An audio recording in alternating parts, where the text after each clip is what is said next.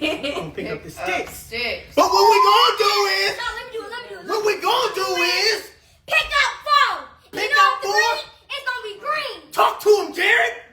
Pick up them sticks. Pick up them sticks. Oh, it's green? What we gonna do is say, what we gonna say, Jared? Uno! Yeah, yell at him, boo. Uno! Disrespectful. Uno! We need one a little too Y'all ain't got an 8? We need a while. Y'all ain't got an 8? Y'all ain't got an 8? No, wait, do y'all got an 8? No, babe. Y'all cheating already. That's full. Y'all cheating already. Blue. No. Blue. No, Jared. No, Jared. Drop bombs on him, Jared. Drop bombs on him, Jared. Put it down. Put it down, Jared.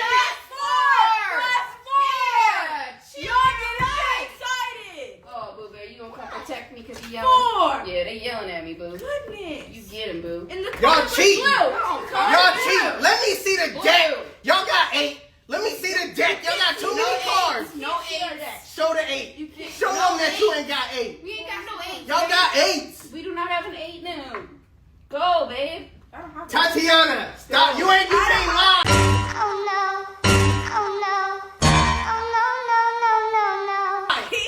Come on, you cannot lie. Y'all lying around here. As many cards as y'all got. Y'all got an 8. No, we don't. Y'all cheating around Babe, here. go.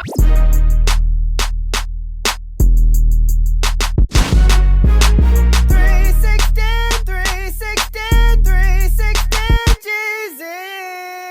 Jesus. Where you get your beats?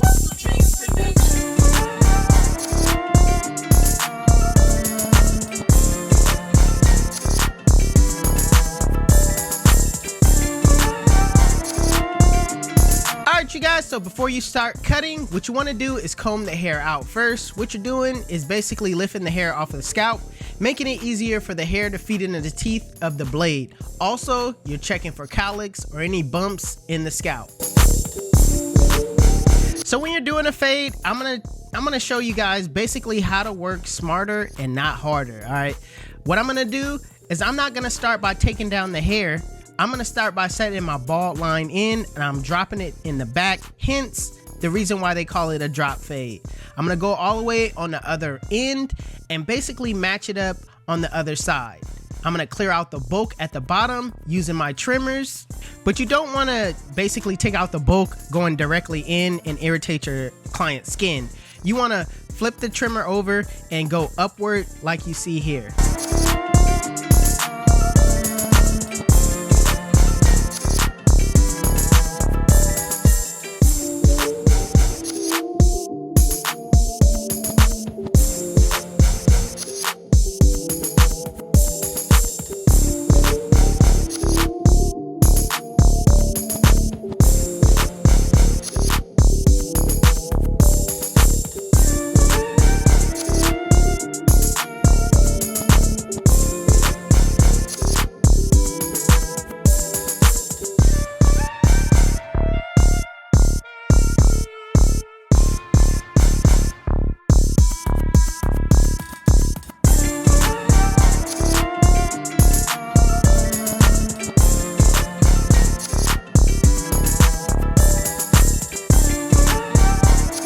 So now I'm gonna go in with a 2-guard with the lever fully closed and cut off the rest of the top. Now, the reason why I said I'm killing 2 birds with 1 stone, or I'm working smarter, not harder, is because I don't have to go all the way down to the hairline or down past his ear to take off some of that bulk. You know what I mean? By setting in the bald line, it really cuts out the time in which you have to basically, you know, cut the whole entire head. So to work faster, setting your bald line first and then take the top down.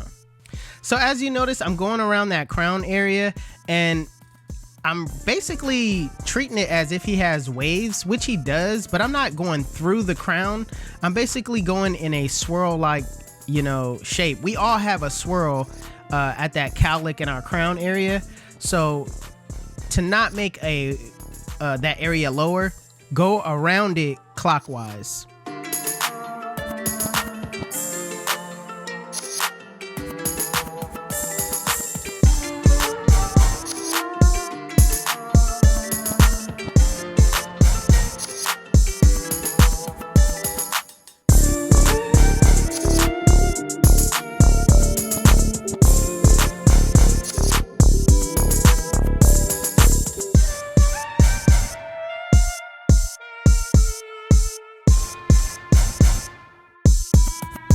So I actually forgot that I'm using these JRL Onyx 2020 clippers.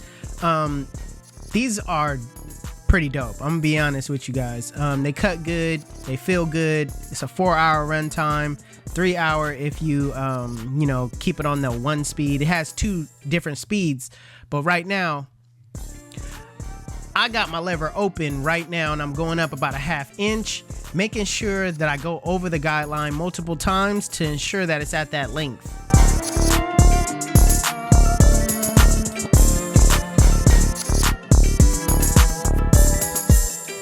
Now when it comes to the back, I do like to go up just a smidge higher in the back, just because, you know, the back of the head is always the densest part, right? It's super, I don't know, it's super thick, and you know what I mean?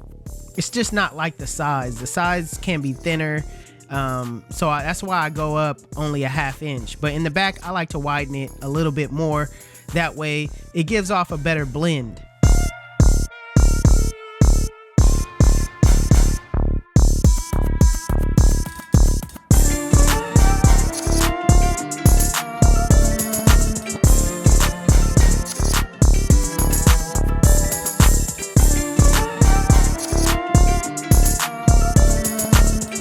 Next, putting on the 1 guard, doing the same exact thing. I'm basically going up about a 1/2 inch, making sure I go over that guideline multiple times to ensure it's at that length. Also, I'm gonna go a little bit higher in the back just to create some more transition. But other than that, it's the same exact steps.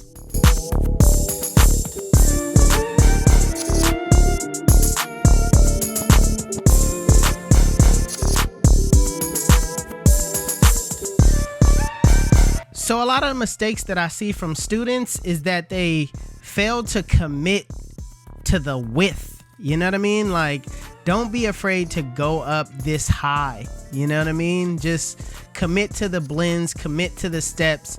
That way it'll make your life easier and you won't have to come behind it in detail and you're wondering why it's not coming out looking like mine is.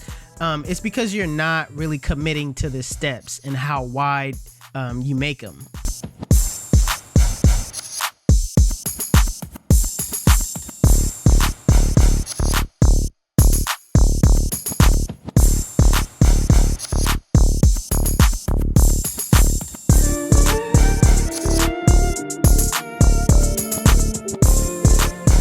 Now with the 2 guard on, with the lever open, I'm basically just clearing out the bulk. I'm not really setting in the guideline, but if you really pay attention to how I'm cutting it, I'm basically going straight up. I'm not digging in.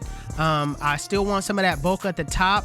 I'm just kind of going with his head shape, but going off of the shape rather than going into it.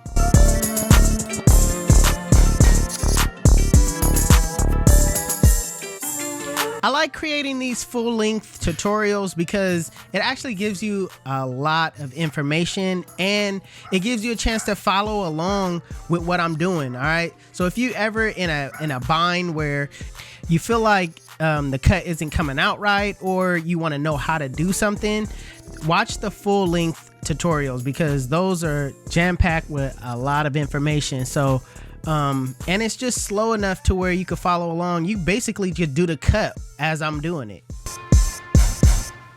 So what I like to do is I like to work my way back down. After I set in my guidelines, I like to work my way back down. I go in and I put on the 1 guard with the lever open, and I'm just kind of in a flick out motion working that area between the 1 and the 2, making sure it blends in well.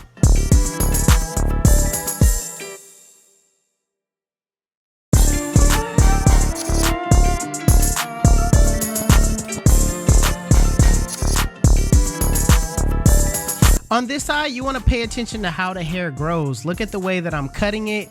I'm cutting it at a slant because not all the time the hair grows diagonal to your, eyeballs. Sometimes it just grows from the side to the back.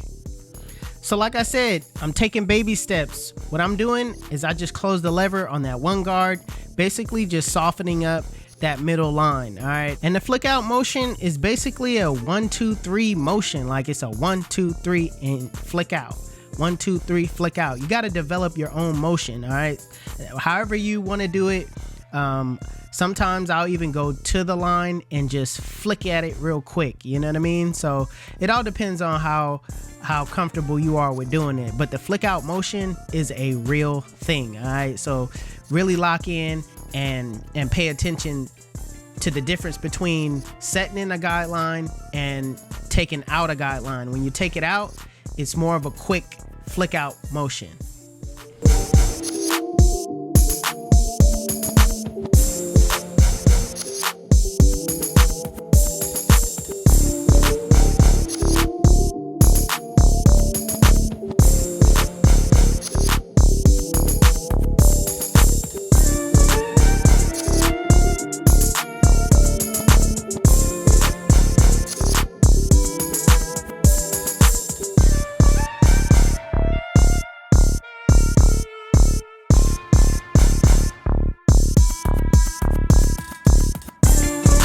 So now that you got that middle line softened up with the 1 guard closed, now I'm putting on the 0 guard with the lever fully closed and doing the same exact thing, but this time it's going to be a lot easier for you to take it out. Again, make sure you understand how to take it out going off of how the hair grows. If that hair grows at a diagonal, you want to cut exactly against that diagonal way it's growing. So make sure you pay attention to that and don't just look at it as being an up and down motion. Sometimes it got to be side to side to be able to, you know, get those hairs to lock into the teeth of the blade.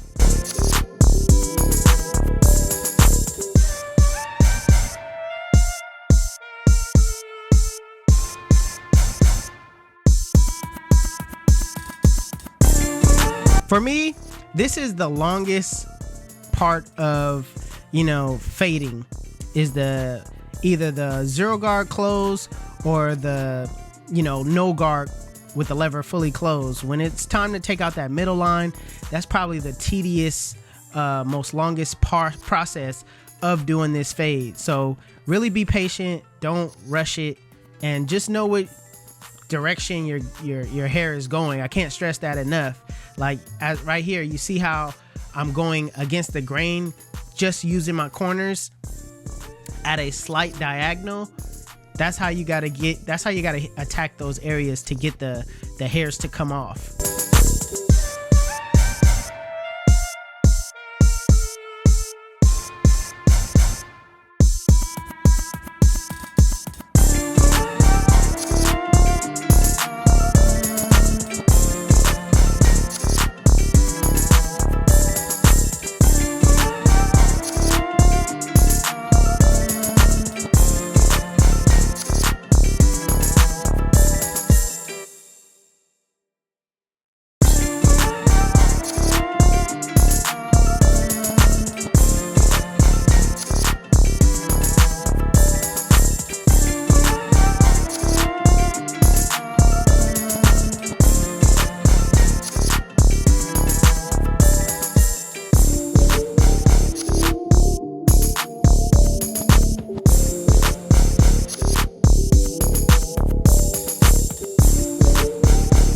So the same thing that you did to take out that middle line is the same thing you do to take out that bottom line. I'm using my lever fully closed, going in a flick out motion, flicking out that bottom line, using mostly my corners the entire time. Now, if I need to go up in any way, you're gonna see me adjust my lever as I go up, right?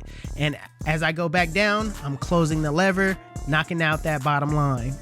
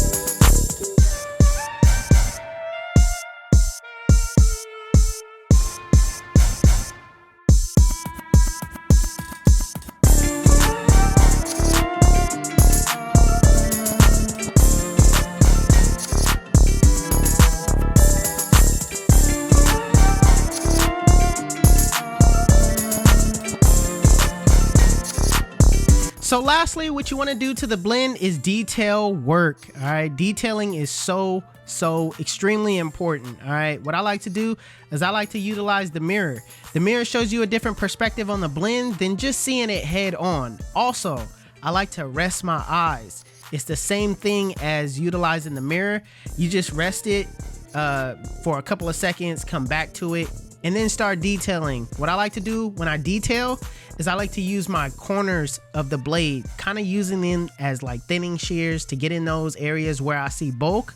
You don't want to use the full blade when detailing because you could get lost, you know, focusing on both sides of the blade. It could kind of get hard for you. You might take off some areas on that other side of that blade that you didn't want. So when you're detailing, make sure you use the corners the entire time.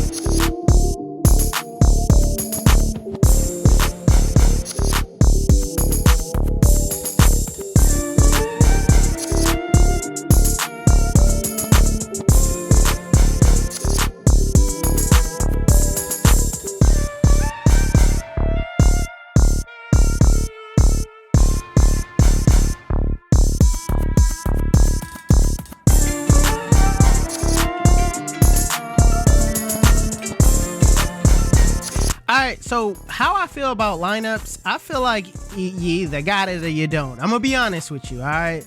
Lining up somebody, you either got it or you don't. But here's some tips that I could give you guys to make sure that, you know, you got it most of the time, alright? I like to start in the middle. The reason why I'm starting in the middle is to cut out the length of how I have to go from one side to the next side. All right, if I start in the middle, that gives me a better range and a better guideline to be able to decipher you know, how straight I want, you know, the lineup to be. When it comes to the vertical bars, I like to go at an angle. I like mine to go at an angle. I don't like to go straight down. I don't know, it's just my style of cutting. Everybody has their own style, and I'm not knocking anybody else's style. On basically it's art, you know what I mean? You're putting art all on your client's head, so hey, have fun with it, you know what I mean? Be creative. But with me on the vertical bars, I like to go at a slant. It just looks better in my opinion. All right, it's my signature style. But also it depends on the head shape, you know what I mean? It depends on what the head is looking like.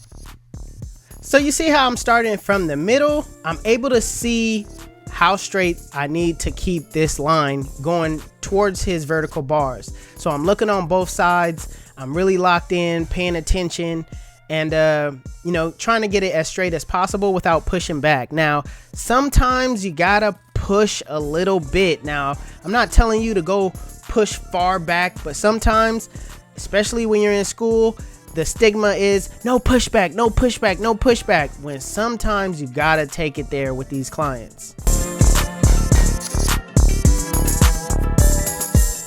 Now, to all my students out there, I really don't recommend enhancements in school.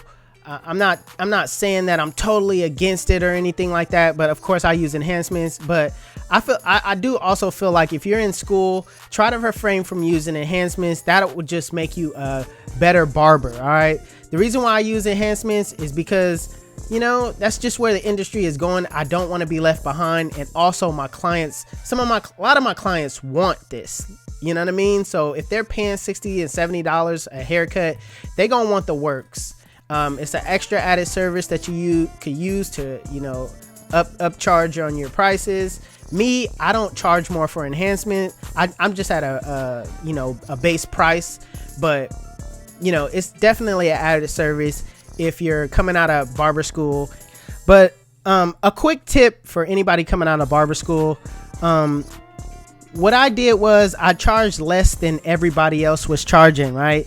So I was charging $20 at the time. Everybody else was charging 30. So the reason why I did that is because I wanted to get clients in. All right. So once I get them in, they experience the cut, they locked in. All right. Once I start going up on my prices, they stayed with me. When I started going up like 45, 50, I did lose some people, but at that time I needed to lose people because it was a lot of people, you know, on my books. So I had to shake some of them off. But that's how you work your books. That's how you get clientele. Just don't come out of barber school thinking that you're going to make $60 a cut. Don't go into it with that mindset. Go into the mindset of, let me start off low, get these clients in, and then slowly go up.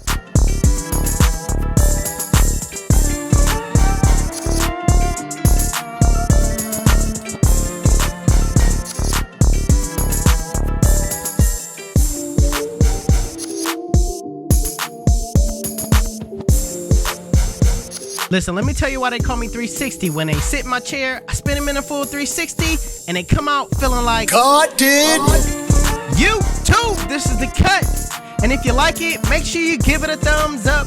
If you're new to my channel, please hit that subscribe button. Also, HustleDreamProduction, that's my brother. He does all my beats. His YouTube channel will be linked in the description below.